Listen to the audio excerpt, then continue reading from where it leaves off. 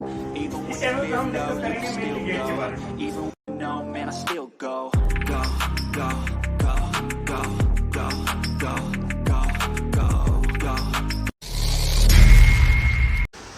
नमस्कार दोस्तों, मैकेंजी मलिक साहब चैनल पे आप सभी का फिर से स्वागत है। मैं सुमित मलिक आप सभी का वेलकम करता हूं अपने चैनल पे। इस चैनल पे हम डिस्कस करते हैं गेट के बारे में। तो पिछले लेक्चर में हमने क्या डिस्कस किया था? पिछले लेक्चर में हमने किया था थर्ड चैप्टर शुरू किया था रेफ्रिजरेंट्स। ठीक है, रेफ्रिजरेंट्स शुरू किया था। दो टाइप के रेफ्रिजरेंट डिस्कस किया था हमने, पहला प्राइमरी, दूसरा सेकेंडरी। ठीक है, इसके बाद हमने बात की थी कि हमारे रेफ्रिजरेंट जो हैं उनका नोमेनक्लेचर कैसे देते हैं। R11, R12, R13, ये इनका मतलब क्या है। R22 या अलग अलग रेफ्रिजरेंट है, कौन कौन से रेफ्रिजरेंट हम यूज़ करते हैं और इनका डेजिग्नेशन कैसे देते हैं। ठीक है, सैचुरेटेड, अनसैचुरेटेड, उनके लिए कैसा फॉर्मूला रहता है, एजियोट्रोप क्या होते हैं और आइसोमर्स क्या होते हैं, ये सब हम डिस्कस कर चुके हैं पिछले लेक्चर में। इस लेक्चर में हम क्या करने वाले हैं? इस लेक्चर में हम पढ़ेंगे डिज़ायरेबल प्रॉपर्टीज़ ऑफ रेफ्रिजरेंट। तो इसी के साथ शुरू करते हैं हमारा आज का लेक्चर, लेक्चर नंबर 10। ठीक है, तो दोस्तों डिज़ायरेबल प्रॉपर्टीज़ का मतलब क्या है आप सभी को समझ में आ रहा होगा। वो प्रॉपर्टीज़ जो हमारे रेफ्रिजरेंट में हमें रिक्वायर्ड है। कौन सा रेफ्रिजरेंट है, अगर कोई भी रेफ्रिजरेंट हम यूज़ कर रहे हैं तो रेफ्रिजरेंट सेलेक्ट कैसे करते हैं। ठीक है, उसकी प्रॉपर्टी देख के ही तो सेलेक्ट करेंगे कि भाई ये कितना कूल कर पा रहा है, कितनी हमें रिक्वायरमेंट है, या किसी ऑयल के साथ मिक्स तो नहीं हो जा रहा है। मिक्स हो जा रहा है तो उस फुल्ली मिक्सिबल है या पार्शियली मिक्सिबल है, और उससे फ़ायदा क्या है, नुकसान क्या है, ये सब चीज़ें हम इसमें डिस्कस करेंगे। तो सबसे पहले बात करते हैं properties of refrigerant, desirable properties of refrigerant की। ठीक है,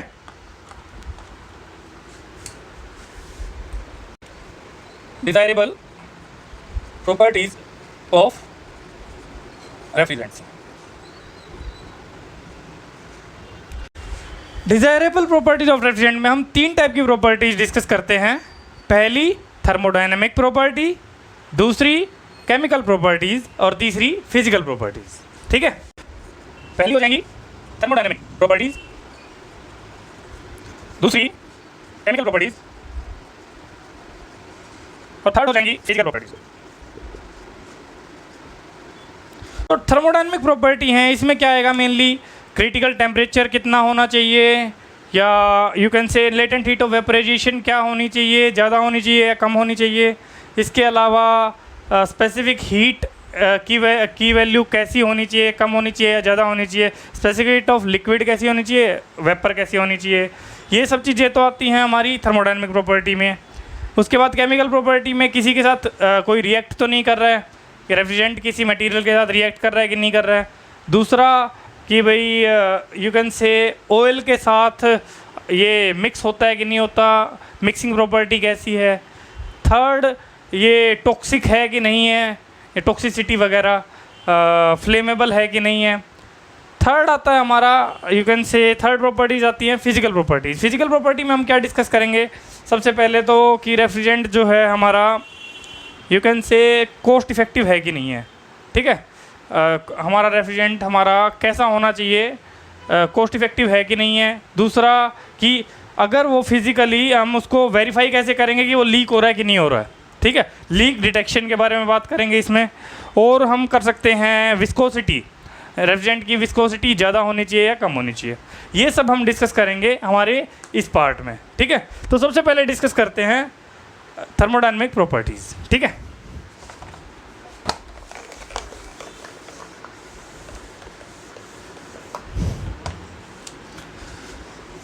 फर्स्ट है थर्मोडायनेमिक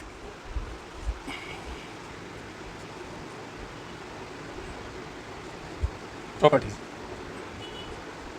तो जी थर्मोडायनेमिक प्रॉपर्टीज में सबसे पहली प्रॉपर्टी जो हम डिस्कस करने वाले हैं वो कौन सी डिस्कस करेंगे? Critical temperature. सबसे पहली प्रॉपर्टी कौन सी डिस्कस करेंगे? Critical temperature. अब क्रिटिकल टेम्परेचर की अगर हम बात करें, हमें पता है क्रिटिकल टेम्परेचर क्या होता है। वो टेम्परेचर जिस पे कोई रेफ्रिजरेंट या कोई भी यू कैन से सब्सटेंस लिक्विड से डायरेक्टली वेपर में फ्लैश ऑफ हो जाएगा, उसमें कोई वेट रीजन एग्जिस्ट नहीं करेगा वहाँ पे। ठीक है, क्रिटिकल पॉइंट मैं बता चुका हूँ पहले, पिछली वीडियो देख सकते हैं आप जाके, लिंक मैं ऊपर डिस्क्रिप्शन में दे देता हूँ, ठीक है। VRS के केस में भी अगर हम बात करें तो हमारा VRS क्या होता है,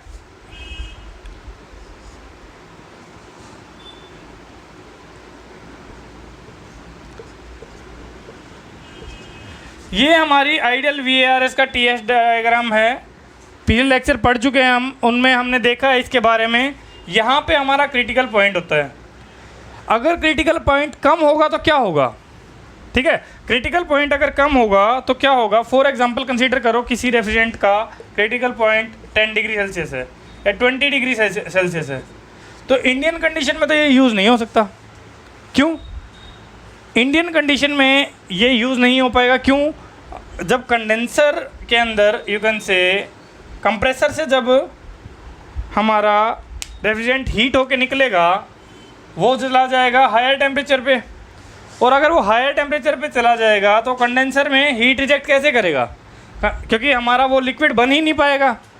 कंडेंसर में हीट रिजेक्ट करने की बजाय कंडेंसर के अंदर वो हीट लेना शुरू कर देगा, क्योंकि हमारा जो कंडेंसर है, कंडेंसर में हमारा मेन काम क्या है, उसको लिक्विफाई करना। बट लिक्विफाई तो वो हो ही नहीं पाएगा, क्योंकि वो ऑलरेडी कि कौन सा प्रेशर क्रॉस कर चुका है, क्रिटिकल टेम्परेचर, या क्रिटिकल टेम्परेचर उसका प्रेशर उस टाइम का है वो क्रॉस कर गया होगा। तो ये है कि हमारी रिक्वायरमेंट क्या है, critical temperature should be as high as possible, ठीक है। Critical temperature should be as high as possible at least above the condenser temperature and pressure. Condenser temperature pressure से ऊपर क्यों होना चाहिए, क्योंकि अगर कंडेंसर टेम्परेचर और प्रेशर से अगर हमारा क्रिटिकल टेम्परेचर कम है तो उस टाइम पे अगर हम बात करेंगे, instead of rejecting heat in the condenser it will absorb heat in the condenser, क्योंकि हमारा ये लिक्विफाई हो नहीं पाएगा, और लिक्विफाई नहीं हो पाएगा तो हमारा सिस्टम जो है, साइकिल हमारी कंप्लीट नहीं हो पाएगी, our system will fail, our system will fail. तो सबसे पहली चीज़ क्या हो गई, critical temperature should be as high as possible. इसको लिख लेते हैं।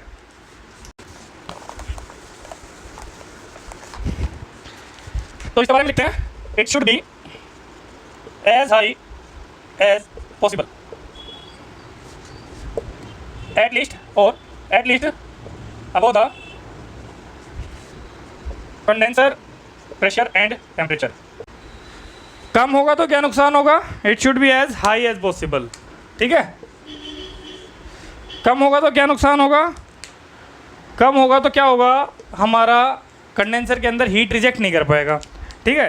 तो अगर मैं जहाँ पे भी लिखता हूँ ना, मैं वहाँ पे थोड़ी वीडियो की स्पीड तेज़ कर देता हूँ, ताकि आप लोगों का वहाँ पे टाइम वेस्ट ना हो, क्योंकि ये लिखा हुआ तो आपके लिए, आप पॉज करके भी आप आराम से लिख सकते हो, बट आपकी वीडियो ज़्यादा लंबी हो जाएगी अगर आपको मैं बिल्कुल उसी स्पीड में रखूँगा इसको, ठीक है।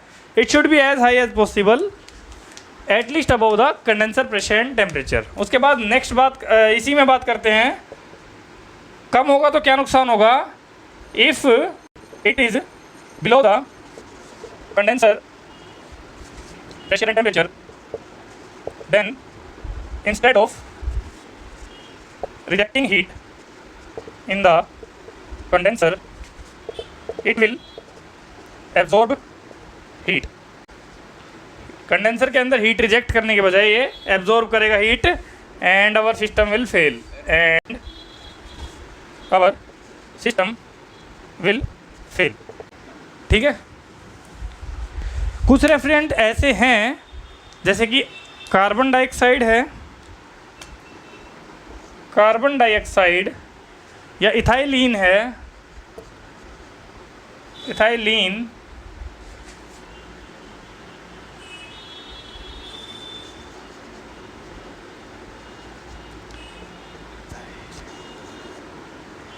कार्बन डाइऑक्साइड है और इथाइलिन है, इन दोनों का क्रिटिकल टेम्परेचर बहुत कम है।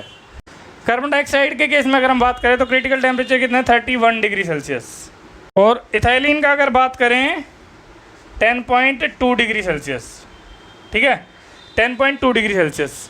तो अगर इन दोनों की केस में बात करेंगे तो ये दोनों हमारे इंडियन जो टेम्परेचर कंडीशन है उनमें तो ये सर्वाइव नहीं कर पाएंगे, क्योंकि इंडियन टेम्परेचर कंडीशन में तो 31 डिग्री सेल्सियस और 10.2 डिग्री सेल्सियस से ज़्यादा तो हमारा एटमॉस्फेरिक टेम्परेचर ही होता है, ठीक है। तो ये अगर क्रिटिकल टेम्परेचर उससे ज़्यादा हो, मतलब सॉरी, हमारा रेफ्रिजरेशन प्रोसेस में कंप्रेसर के बाद आउटलेट पे टेम्परेचर इससे ज़्यादा हो गया तो ये तो वापस लिक्विड बन ही नहीं पाएंगे, और लिक्विड नहीं बन पाएंगे तो हमारी रेफ्रिजरेशन प्रोसेस कंप्लीट नहीं हो पाएगी, तो ये हमारे किसी यूज़ के नहीं होंगे।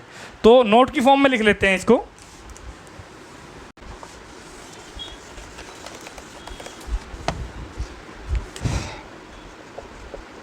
नोट की फॉर्म में लिख रहे हैं इसको।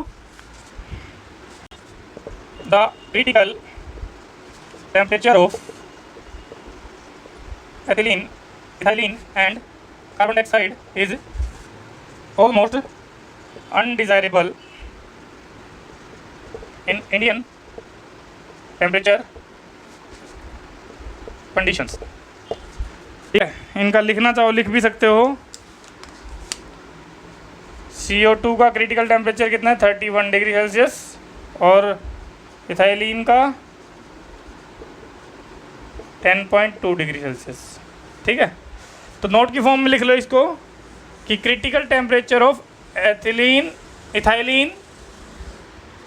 critical temperature of ethylene and CO2 is almost undesirable in Indian temperature conditions। ठीक है,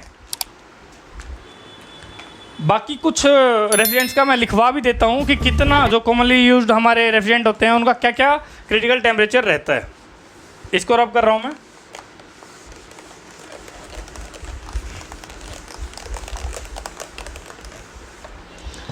सबसे पहले तो बात करें अगर वाटर की,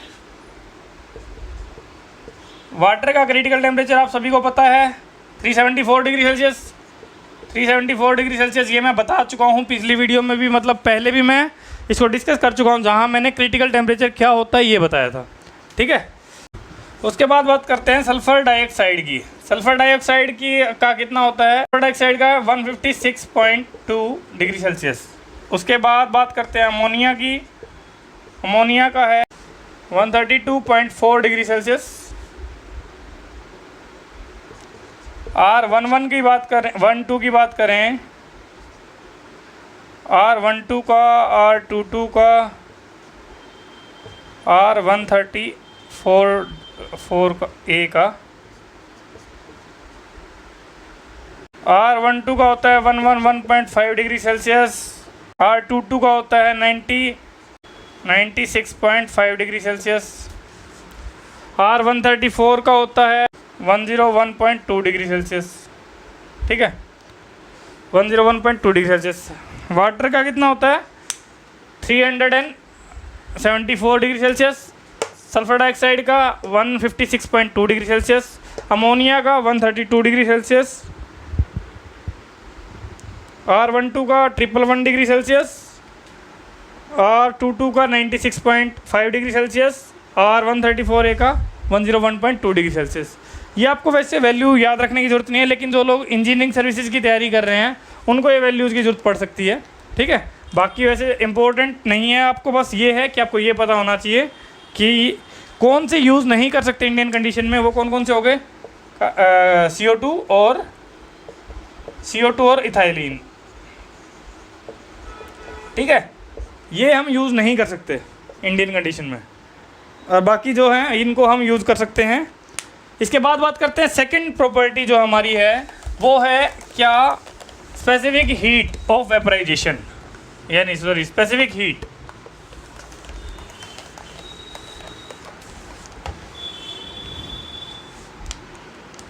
सेकंड जो प्रॉपर्टी है उसकी बात करते हैं। सेकंड है स्पेसिफिक हीट। स्पेसिफिक हीट, अगर स्पेसिफिक हीट की बात करें तो दो टाइप की स्पेसिफिक हीट होती है। एक होती है स्पेसिफिक हीट ऑफ वेपर, पहली होती है स्पेसिफिक हीट ऑफ वेपर, दूसरी होती है स्पेसिफिक हीट ऑफ वेपर, और दूसरी होती है specific heat of liquid. Question किए थे VRS के, VCRS के, उनमें हमने देखा था स्पेसिफिक हीट ऑफ वेपर अलग होती है, स्पेसिफिक हीट ऑफ लिक्विड अलग होती है। ठीक है, स्पेसिफिक हीट ऑफ वेपर जो है it should be high, it should be as high as possible. मतलब हाई होने से हमारा फ़ायदा क्या है, स्पेसिफिक हीट ऑफ वेपर अगर हमारा हाई होगा तो डिग्री ऑफ सुपर हीट हमें ज़्यादा नहीं देना पड़ेगा। हमें क्या पता है, VCRS में बार बार डिस्कस करने की बजाय आपको अगर VCRS के बारे में कोई भी डाउट है तो पिछला वाला लेक्चर जाके देख सकते हैं। मैं यहाँ पे केवल ये प्रॉपर्टीज़ बताता हूँ फटाफट, आप इसको कोरिलेट कर सकते हैं पिछले वाले लेक्चर से, ठीक है। वेपर कई स्पेसिफिक हीट ऑफ वेपर जो होती है it should be high. High होने का फ़ायदा क्या होगा, डिग्री ऑफ सुपर हीट हमें ये कम देना पड़ेगा। यू कैन से इन केस ऑफ हमें क्या पता, अगर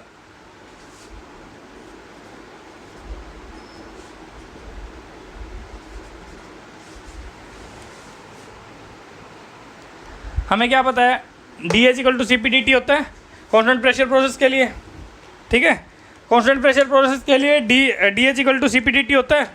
अगर स्पेसिफिक हीट ऑफ वेपर जो है अगर ये हाई होगी तो for the same rise in enthalpy हमारा dt की वैल्यू जो है वो हमारी कम हो जाएगी, यानी कि डिग्री ऑफ सुपर हीट की वैल्यू हमारी कम हो जाएगी। तो इसको हम आप इसके लिए एक लाइन लिख सकते हैं, it should be high so that our degree of super heat will reduce, ठीक है। स्पेसिफिक हीट ऑफ लिक्विड की अगर बात करें it should be low. Specific heat of liquid की अगर हम बात करें इट शुड बी लो। क्यों, हमें क्या पता है TDS रिलेशन के हिसाब से भी अगर हम बात करें TDS is equal to DH minus VDP। अगर हम बात करें VCRS में हमारी कैसी होती है, कांस्टेंट प्रेशर प्रोसेस होती है। तो कांस्टेंट प्रेशर प्रोसेस होती है तो उस केस में अगर हम बात करें, कंडेंसर के केस में बात कर रहे हैं हम, कंडेंसर के केस में अगर हम बात करें तो कांस्टेंट प्रेशर प्रोसेस में हमारा प्रेशर ज़ीरो, प्रेशर का चेंज ज़ीरो, तो ये मतलब ये वाला कंपोनेंट ज़ीरो हो जाएगा। TDS it will be equal to CP/dT। और अगर by the way super cool हो रहा है या अंडर कूल हो रहा है उस केस में क्या हो जाएगा, सॉरी ये लिक्विड हो जाएगा है ना, यहाँ पे अंडर कूल हो रहा है उस केस में क्या हो जाएगा, यहाँ से हमें डायरेक्ट दिख रहा है कि अगर बाय द वे हमारा स्पेसिफिक हीट फॉर लिक्विड अगर बढ़ेगा तो ये भी हमारा बढ़ जाए, एंट्रोपी बढ़ जाएगी, ठीक है। तो स्पेसिफिक हीट ऑफ लिक्विड अगर बढ़ेगा तो एंट्रोपी बढ़ेगी, तो हमारी एंट्रोपी बढ़ेगी मतलब डिग्री ऑफ इरिवर्सिबिलिटी बढ़ेगी। तो DS अगर इंक्रीज़ होगी यानी कि एंट्रोपी अगर इंक्रीज़ होगी, एंट्रोपी अगर बढ़ेगी तो मतलब क्या होगा, हमारा डिग्री ऑफ इरिवर्सिबिलिटी बढ़ेगी। Irreversibility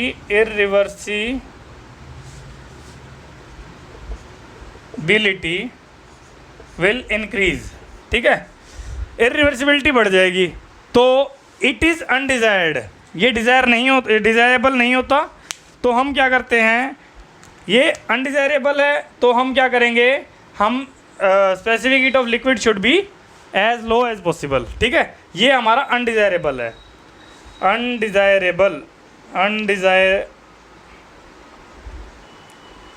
desirable it should be undesirable, it is undesirable. Third property की बात करते हैं, ठीक है। ये वाला नोट कर लीजिए आप, स्पेसिफिक हीट ऑफ वेपर जो है ये हाई होनी चाहिए। क्यों होनी चाहिए, स्पेसिफिक हीट ऑफ वेपर अगर ज़्यादा होगी तो for the same enthalpy rise हमारा डिग्री ऑफ सुपर हीट की वैल्यू कम हो जाएगी। स्पेसिफिक हीट ऑफ लिक्विड कम होनी चाहिए। क्यों होनी चाहिए, अगर जितनी ज़्यादा स्पेसिफिक हीट ऑफ लिक्विड होएगी उतना ही ज़्यादा हमारा एंट्रोपी बढ़ेगी, और एंट्रोपी बढ़ेगी मतलब डिग्री ऑफ इरिवर्सिबिलिटी बढ़ेगी, वो अनडिजायरेड है। थर्ड प्रॉपर्टी की बात करते हैं हम, थर्ड प्रॉपर्टी की बात करते हैं latent heat of vaporisation. Third property बात करते हैं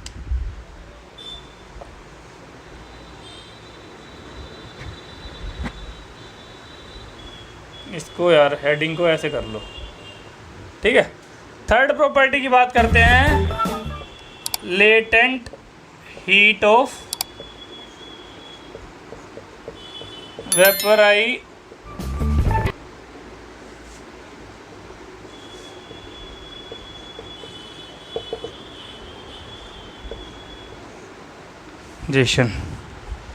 थर्ड प्रॉपर्टी है latent heat of vaporization. Latent heat of vaporization हमारी ज़्यादा होनी चाहिए। क्यों ज़्यादा होनी चाहिए? थर्ड प्रॉपर्टी है हमारी latent heat of vaporisation, it should be high होनी चाहिए। क्यों होनी चाहिए? क्योंकि एक बात समझो आप, अगर लेटेंट हीट ऑफ वेपराइजेशन बढ़ेगी तो अगर हम बात करें रेफ्रिजरेशन कैपेसिटी की, रेफ्रिजरेशन कैपेसिटी हमारी क्या होती है? मास flow rate into refrigeration effect. ठीक है, मास flow rate into refrigeration effect. Refrigeration effect अगर लेटेंट हीट ऑफ वेपराइजेशन बढ़ेगी, लेटेंट हीट ऑफ वेपराइजेशन अगर हम बात करें तो ये हमारी लेटेंट हीट ऑफ वेपराइजेशन है, यहाँ से यहाँ तक।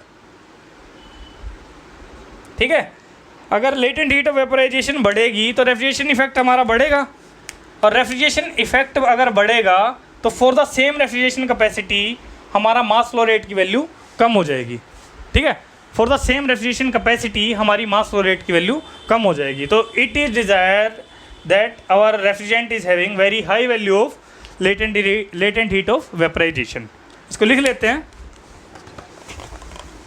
ये डायरेक्ट क्वेश्चन आ जाते हैं इन पे कि भाई आपका latent heat of vaporisation high होनी चाहिए, लो होनी चाहिए, मतलब इस टाइप के 4 ऑप्शन दे देंगे, उसके बेस पे आपका क्वेश्चन बन जाएगा। इसको लिख लेते हैं।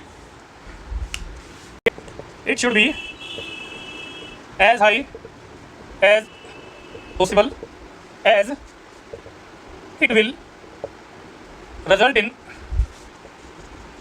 reduced mass flow rate for the same level of refrigeration।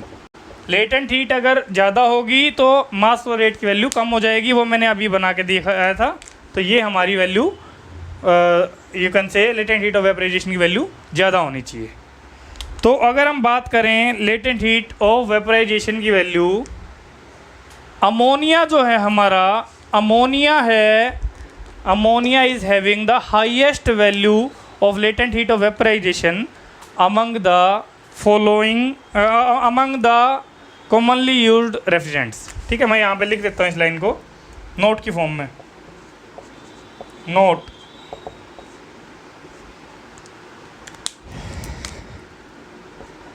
ammonia has highest value of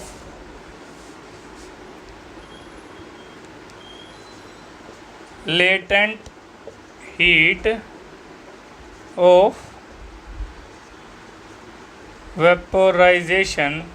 latent heat of vaporisation पूरा ना भी लिखना चाहो तो आप HFG भी लिख सकते हो, HFG भी लिख सकते हो। Ammonia has highest value of HFG among the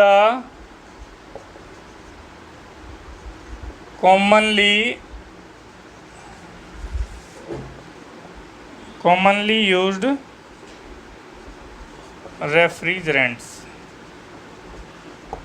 Ammonia has the highest value of latent heat of vaporization among the commonly used refrigerants। ठीक है जी, कुछ रेफ्रिजरेंट की लेटेंट हीट ऑफ वेपराइजेशन की वैल्यू हम लिख लेते हैं, यहीं लिख देते हैं। इसको मिटा देता हूं मैं।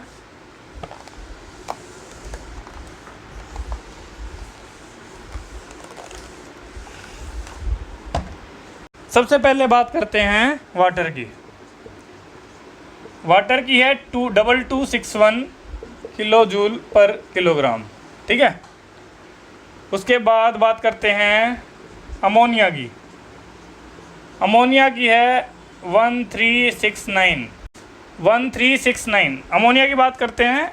अमोनिया की 1369 किलो जूल पर किलोग्राम। R22 की अगर बात करें, R22 की वैल्यू है 34.7 किलो जूल पर किलोग्राम। R11 की अगर बात करें तो 165.7 किलो जूल पर किलोग्राम। और 134A की बात करें तो इट इज़ 197.3 किलो जूल पर किलोग्राम। अब आप बोलोगे सर अभी तो आपने बताया था कि अमोनिया की हाईएस्ट वैल्यू होती है, अभी आपने सेकंड नंबर पे लिख दिया। तो मैंने एक बहुत प्यारी बात बोली थी कि कॉमनली यूज्ड रेफ्रिजरेंट्स, ठीक है, मैंने क्या बोला था, commonly used refrigerant. Water is not a commonly used refrigerant. Ammonia जो है it is having highest value of enthalpy of vaporisation among the commonly used refrigerant, ठीक है। वाटर एक कॉमनली यूज्ड रेफ्रिजरेंट नहीं है, वाटर एक कॉमनली यूज्ड रेफ्रिजरेंट नहीं है। क्यों नहीं है? Because of its low, you can से because of its high value of freezing point. 0 degree Celsius के नीचे यूज़ नहीं कर सकते इसको, ठीक है। तो वो डिस्कस करेंगे। अभी पहले बात करते हैं कि अमोनिया जो है, ammonia is having highest value of enthalpy of vaporisation, sorry latent heat of vaporisation, या एंथैल्पी ऑफ वेपराइजेशन भी बोल सकते हैं, latent heat of vaporisation among the commonly used refrigerant. अब बात करते हैं नेक्स्ट प्रॉपर्टी की।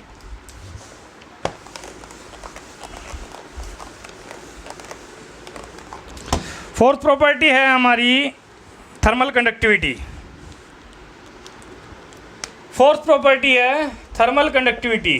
थर्मल कंडक्टिविटी कैसे रिप्रेजेंट करते हैं? थर्मल कंडक्टिविटी, फोर्थ प्रॉपर्टी हमारी थर्मल कंडक्टिविटी। हमें क्या पता है, लॉ ऑफ कंडक्शन के according Q is directly proportional to Q is directly proportional to area, directly proportional to temperature difference, inversely proportional to dx। ये हम हीट HMT में पढ़ेंगे, हीट एंड मास ट्रांसफ़र में। तो यहाँ से हमें एक रिलेशन आती है क्या, Q is equal to KA dt by dx। वहाँ पे K क्या होती है? Thermal conductivity. K क्या होती है? Thermal conductivity. अगर हमारी सारी चीज़ें कांस्टेंट रहें, जैसे कि अगर हमारा ये भी हीट फ्लो रेट भी हमारा कांस्टेंट रहे, टेम्परेचर ग्रेडियंट भी हमारा कांस्टेंट रहे, तो उस केस में अगर आप बात करेंगे तो K will be inversely proportional to area. K will be inversely proportional to area. इसका मतलब क्या होगा, K अगर हाई है तो हमारा एरिया की वैल्यू कम हो जाएगी। इवेपोरेटर और कंडेंसर में यू कैन से दोनों हीट एक्सचेंजर हैं।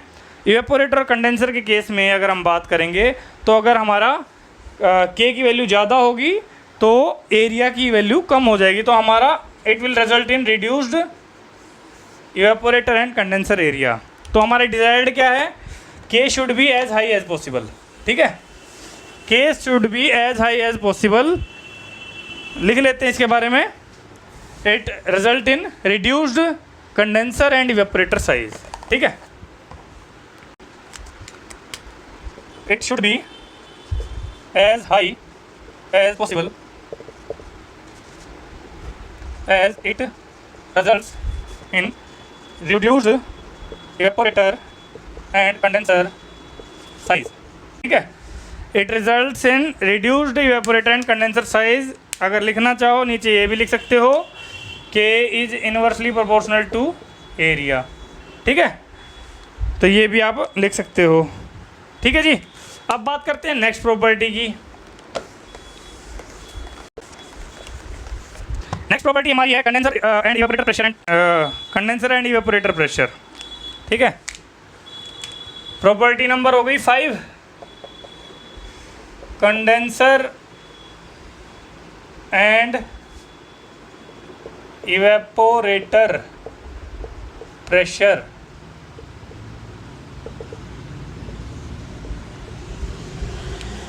तो आप लोग एक बात समझो कि अगर हम VCRS की बात कर रहे हैं, अब बार बार हम VCRS का जिक्र कर रहे हैं, तो आपको यहाँ से ये समझ में आ गया होगा कि अगर बीच में हम VARS यूज़ करते तब तक अगर आप ये चीज़ें भूल चुके होते फिर आपको दिक्कत होती है चीज़ कैचअप करने में। तो अगर मैं बात करूं VCRS में, अगर हम कंडेंसर टेम्परेचर और इवेपोरेटर प्रेशर की बात करें, कंडेंसर एंड इवेपोरेटर प्रेशर की बात करें, तो आपको एक बात पता है कि इवेपोरेटर से हम क्या लेते हैं, आउटपुट। इवेपोरेटर वाला कौन सा होता है, जहाँ पे लोवेस्ट टेम्परेचर मिलता है हमें, इवेपोरेटर से हम लेते हैं आउटपुट। तो इवेपोरेटर का प्रेशर कैसा होना चाहिए, इवेपोरेटर का प्रेशर ऐसा होना चाहिए जो हमारे एटमॉस्फेरिक टेम्परेचर प्रेशर के आसपास होना चाहिए। PE should be approximately equal to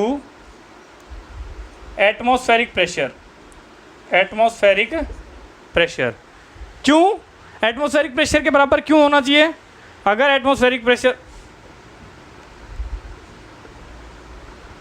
ठीक है, एटमॉस्फेरिक प्रेशर के आसपास क्यों होना चाहिए? एटमॉस्फेरिक प्रेशर के आसपास रहेगा तो हमारी लीकेज की प्रॉब्लम नहीं होगी, क्योंकि हमें क्या पता है कोई भी फ्लूइड क्या करता है, हाई प्रेशर से लो प्रेशर की तरफ फ्लो करता है। अगर हमारा प्रेशर ज़्यादा होगा इवेपोरेटर में, इवेपोरेटर में अगर प्रेशर कम होगा तो क्या होगा हमारा, अगर इवेपोरेटर में प्रेशर कम होगा एटमॉस्फेरिक प्रेशर से, तो हमारा क्या होगा, लीकेज के चांसेस बढ़ जाएंगे। हमारा जो आउटर एटमॉस्फेयर है वो 1 डिग्री सेल्सियस 1 एटमॉस्फेरिक पे है, और जहाँ से हम आउटपुट ले रहे हैं वो 1 एटमॉस्फेरिक से कम हो जाएगा, तो लीकेज के चांसेस बढ़ जाएंगे। हमारा fluid will try to flow from high pressure to low pressure, और हमारी पाइपिंग जो है उसमें लीकेज के चांसेस बढ़ जाएंगे। तो इवेपोरेटर प्रेशर तो हमारा एटमॉस्फेरिक प्रेशर से के आसपास होना चाहिए। और जो कंप्रेसर है, कंप्रेसर के बाद हमारा कंडेंसर में जाएगा। कंडेंसर प्रेशर जो होगा PC, it should B of moderate values, it should B moderate, मतलब बहुत ज़्यादा हाई भी नहीं होना चाहिए।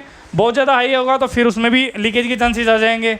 और मॉडरेट होना चाहिए, बहुत कम भी नहीं होना चाहिए। कम तो ऑब्वियसली होगा भी नहीं, यहाँ पे से कंप्रेसर से निकलेगा तो उसके बाद प्रेशर बढ़ेगा ही। तो मॉडरेट वैल्यू होनी चाहिए, बहुत ज़्यादा हाई भी नहीं होनी चाहिए, बहुत ज़्यादा लो भी नहीं होनी चाहिए, ठीक है। तो ये हमारा जो हमारा इवेपोरेटर प्रेशर है वो एटमॉस्फेरिक प्रेशर के आसपास होना चाहिए, और कंडेंसर प्रेशर है वो मॉडरेट वैल्यू होनी चाहिए, ठीक है। इसको आप ऐसे ही नोट कर लीजिए, साथ में बस एक लाइन लिख लेंगे, इसके सामने लिख देना as low pressure will result in leakage, और यू कैन से ऐसे लिख लो, as low pressure will increase the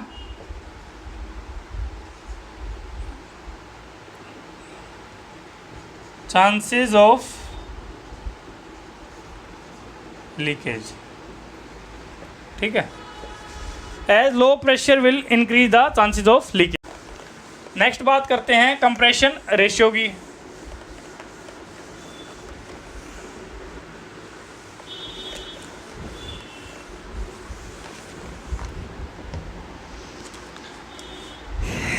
next बात करते हैं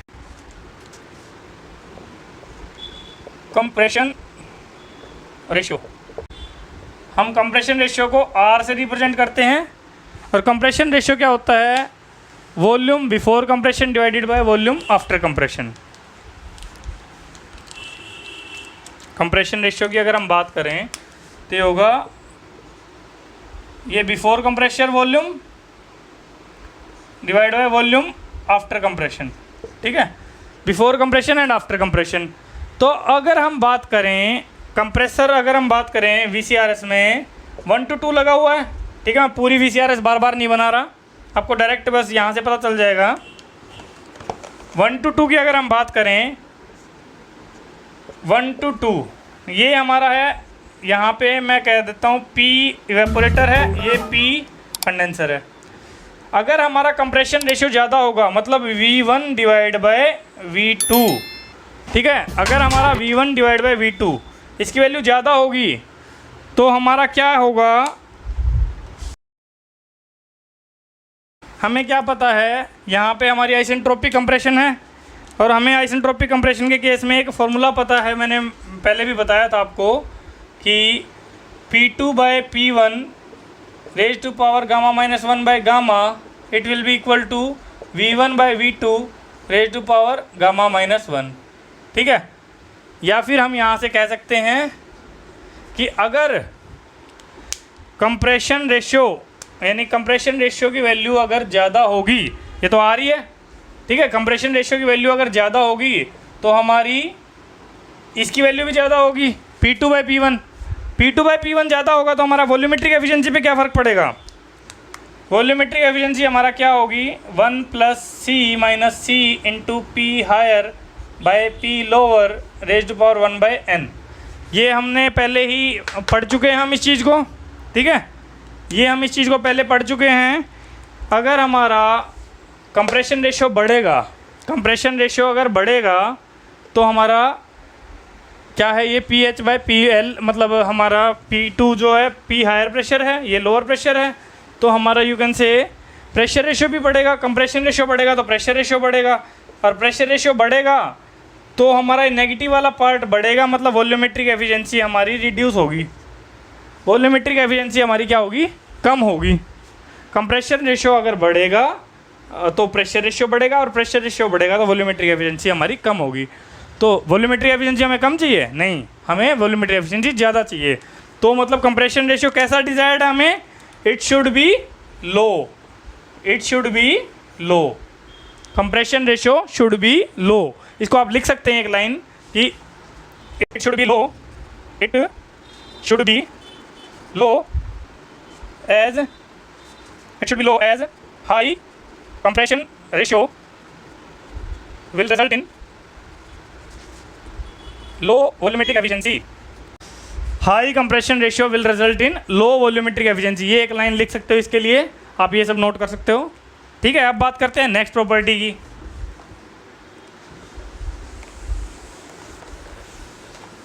अगर किसी को कहीं पे कुछ समझने में दिक्कत आ रही है तो वीडियो पॉज करें, आराम से उसको रिवाइंड करके देख लें, ठीक है, उसके बाद आपको वो चीज़ क्लियर हो जाएगी, ठीक है।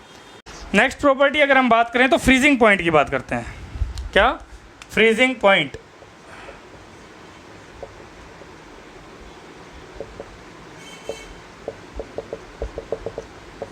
फ्रीजिंग पॉइंट तो जी कम होना चाहिए, है ना, कम होना चाहिए, ज़्यादा होना चाहिए?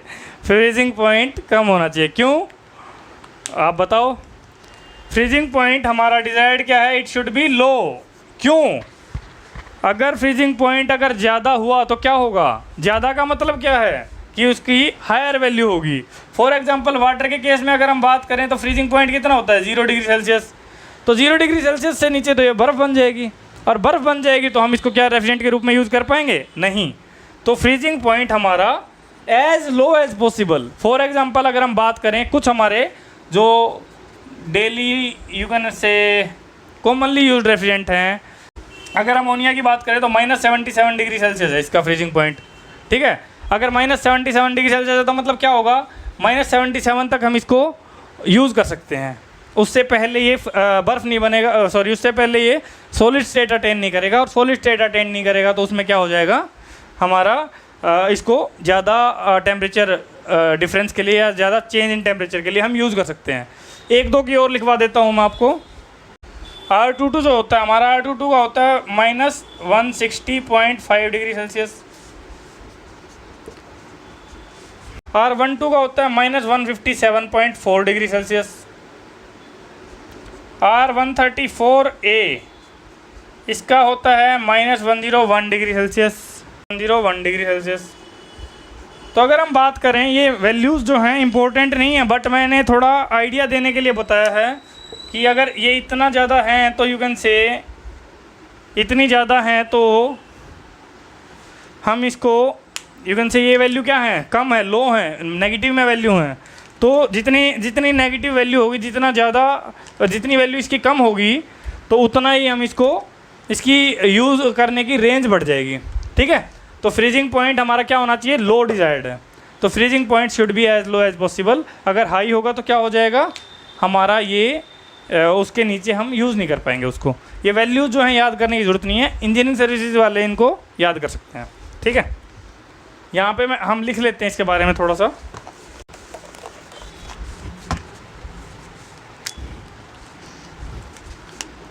freezing,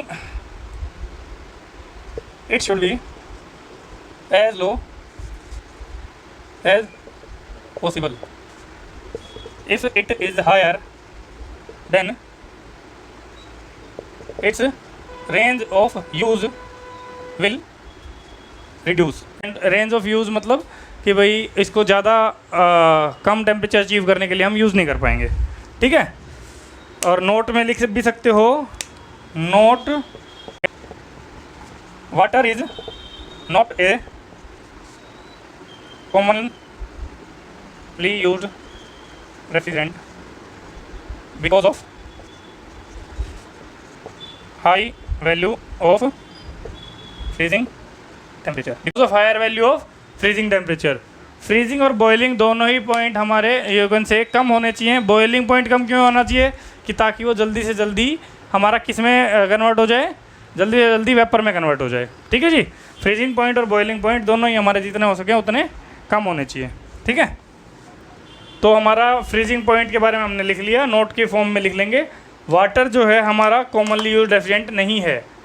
water is not a commonly use, it is not a commonly use refrigerant, ठीक है। Water is not a commonly use refrigerant because of its high value of freezing temperature. उसके बाद बात करते हैं नेक्स्ट प्रॉपर्टी, प्रॉपर्टी नंबर 8 हो गई।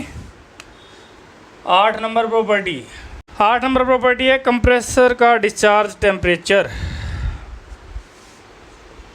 Compressor discharge temperature. अब एक बात बताओ, बहुत ज़्यादा तो नहीं होना चाहिए कंप्रेसर डिस्चार्ज टेम्परेचर। अगर बहुत ज़्यादा कंप्रेसर का डिस्चार्ज टेम्परेचर होगा तो उतना ही उसको कूल करना पड़ेगा, है ना। अगर बहुत ज़्यादा कंप्रेसर डिस्चार्ज टेम्परेचर होगा तो उसको कंडेंस करके उतना ही ज़्यादा कूल करना पड़ेगा। तो इसका रिक्वायरमेंट क्या होगी, it is desired low, it should be as low as, मतलब इट शुड एज लो नहीं, इट शुड बी लो, ठीक है। Compressor discharge temperature should be low, क्योंकि हाई अगर कंप्रेसर डिस्चार्ज टेम्परेचर होगा तो उतना ही उसको कूल ज़्यादा करना पड़ेगा। तो इसीलिए अमोनिया का कंप्रेसर डिस्चार्ज टेम्परेचर हाई होता है। Ammonia has high compressor discharge temperature, so it is water cooled। जो अमोनिया बेस्ड रेफ्रिजरेशन सिस्टम होंगे वो वाटर कूल्ड होते हैं, ठीक है, वाटर कूल्ड होते हैं। और बाकी जो होंगे, अमोनिया जो है, ammonia has very high compressor discharge temperature, ammonia has high compressor discharge temperature, so it is water cooled, ठीक है। अमोनिया जो कंप्रेसर्स होंगे वो वाटर कूल्ड होते हैं। और बाकी जो फ्रीऑन्स के होंगे, बाकी जगह से अगर हम बात करें R11, R22, ये हैं these compressors are air cooled. Ammonia में जो होंगे वो हमारे वाटर कूल्ड होंगे, और ये हमारे R11, R22 जो होंगे ये कंप्रेसर हमारे एयर कूल्ड होंगे। वो तो आपको सभी को पता ही है कि हमारी अमोनिया है, अमोनिया की स्पेसिफिक हीट, सॉरी वाटर जो है, वाटर की स्पेसिफिक हीट कितनी होती है, 4.186 किलो जूल पर किलोग्राम केल्विन। और हमारी एयर की कितनी होती है स्पेसिफिक हीट, एयर की कितनी होती है 1.005 किलो जूल पर किलोग्राम केल्विन। तो मतलब ये ज़्यादा हीट ले लेगा वाटर, और ये हमारी कम हीट लेगा। एयर यू कैन से, जहाँ पे भी एयर कूल्ड इंजन होंगे वहाँ पे यू कैन से कम टेम्परेचर हमें वो करना पड़ रहा है, उसको कम टेम्परेचर कूल करवाना पड़ रहा है। बट अगर हम बात करें जहाँ पे वाटर कूल्ड इंजन होंगे, वाटर कूल्ड क्यों होंगे, जहाँ पे हमें ज़्यादा हीट लेनी पड़ रही है। फॉर एग्ज़ाम्पल अगर हम बात करें बाइक वगैरह के इंजन होते हैं वो एयर कूल्ड होते हैं नॉर्मली, छोटी बाइकों के।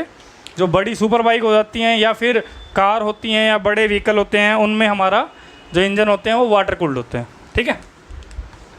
लास्ट जो हमारा यू कैन से थर्मोडायनेमिक प्रॉपर्टी हम डिस्कस करने वाले हैं, 9th नंबर है हमारी COP। 9th नंबर क्या है हमारी COP।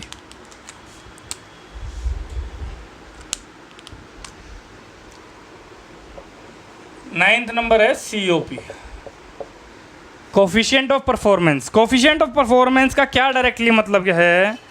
Coefficient of performance directly किस चीज़ पे यू कैन से किस चीज़ को रिप्रेजेंट करता है कि जितना ज़्यादा अच्छा कोफिशिएंट ऑफ परफॉर्मेंस, मतलब परफॉर्मेंस जितनी अच्छी होगी, मतलब क्या है, उतना ही हमारी कॉस्ट इफेक्टिव हो रहा हो। ठीक है, जितनी ख़राब परफॉर्मेंस होगी उतनी ही ज़्यादा हमें कॉस्ट लग रही है। जितनी कम COP है, क्या कह रहा हूँ मैं, जितनी कम COP है उतनी हमें ज़्यादा कॉस्ट लग रही है। जितनी ज़्यादा COP है उतनी हमें कम कॉस्ट देनी पड़ रही है कि किसी सिस्टम के लिए।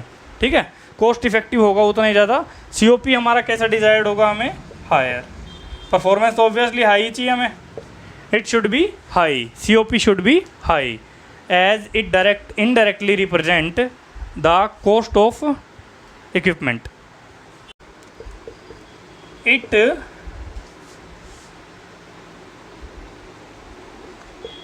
indirectly represents the running cost of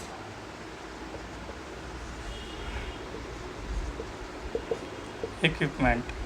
It indirectly represent the running cost of equipment. Indirectly represent the running cost of equipment. Higher COP means lower running cost, lower COP means higher running cost. ठीक है, इसके बारे में 2-3 note करके point लिख लेते हैं। ठीक है, नोट करके पॉइंट लिख लेते हैं।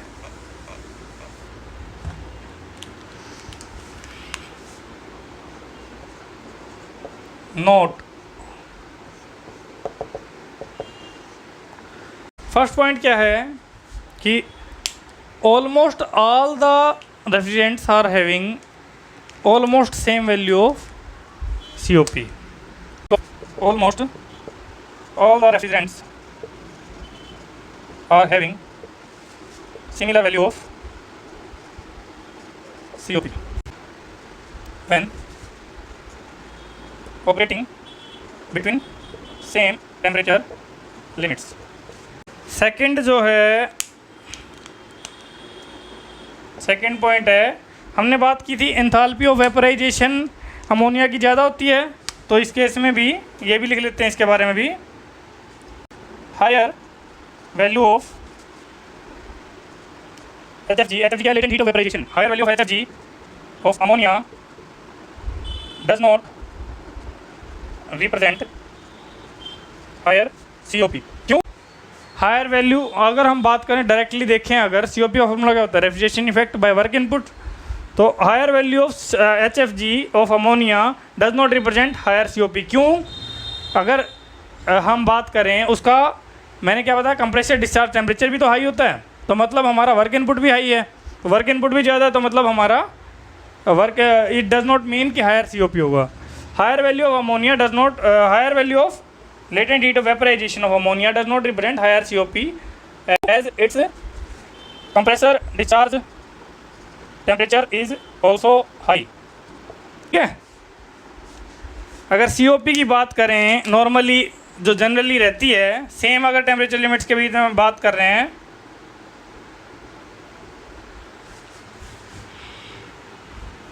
सेम टेम्परेचर लिमिट्स के बीच में अगर बात करें, R11 अमोनिया,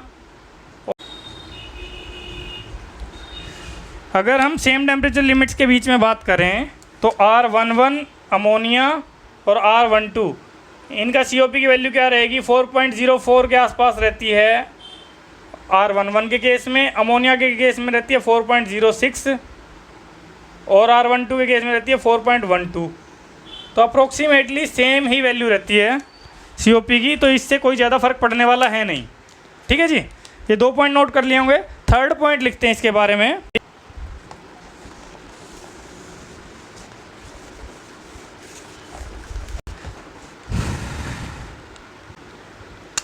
नोट का ही थर्ड पॉइंट है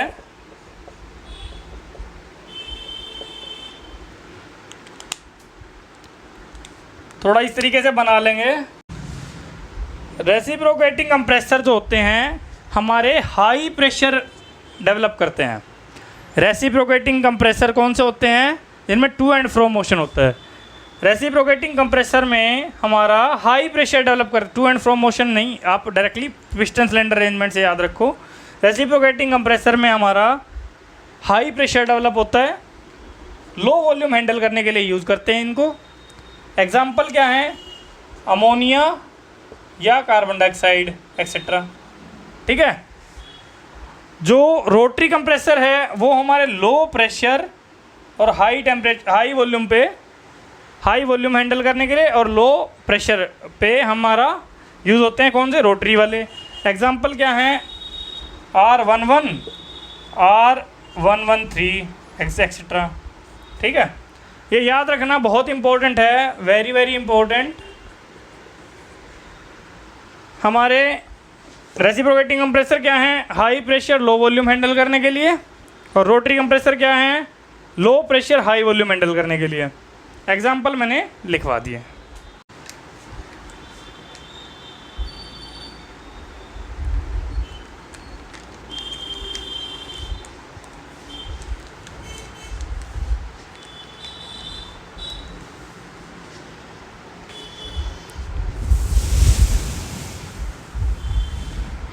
ऐसा है, लेक्चर हो जाएगा लंबा।